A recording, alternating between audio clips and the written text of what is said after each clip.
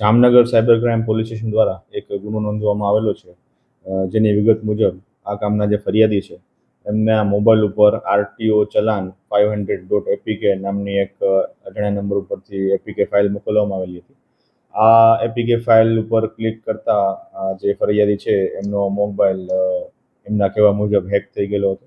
ત્યારબાદ એમના દ્વારા કોઈ ઓપરેટ થઈ શકતો ન હતો મોબાઈલ, અને થોડી જ વારમાં એમના એકાઉન્ટમાંથી અલગ અલગ બે એકાઉન્ટમાંથી કુલ 6,40,000 જેટલી આશરે રકમ ડિડક્ટ થઈ ગઈ હતી.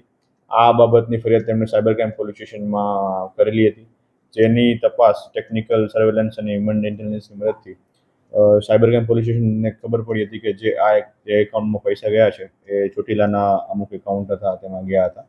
જેના આધારે ફર્ધર તપાસ કરતા બે આરોપી મળી આવેલ છે, જેનું નામ છે સમીર મનસુરભાઈ સિદાતર અને સિરાજ ઉર્ફે ચિંટુ મનુભાઈ કાપડિયા.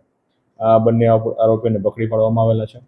આ બંને આરોપીનો રોલ એ મુજબ હતો કે જે સમીર જે છે એ વચ્ચે કમિશન તરીકે જે એકાઉન્ટ જેના નામનું ખોલવામાં આવેલું હતું એ ખોલવામાં એને મદદ કરી લીધી. અને જે સિરાજ છે કાપડિયા, એ અગાઉ પણ ઘણા બધા ગુનાઓમાં આવી ચૂકેલો છે, અને તે જે બહારના રાજ્યના જે સાયબર ફ્રોડ કરનારા લોકો હોય છે તેની સાથે સંપર્ક ધરાવે છે, અને એ અહીંયા ગુજરાતમાં જે એકાઉન્ટ ખોલવા માટેનું જે નેટવર્ક હોય છે એ બાબતના કામગીરી કરે છે. તો આ પ્રકારની સારી કામગીરી Jamnagar cyber crime police station દ્વારા કરવામાં આવેલી છે, અને આમાં આગળના જેટલા પણ આરોપીઓ બાકી છે એ તમામને પકડવા માટેની કામગીરી ચાલુ છે.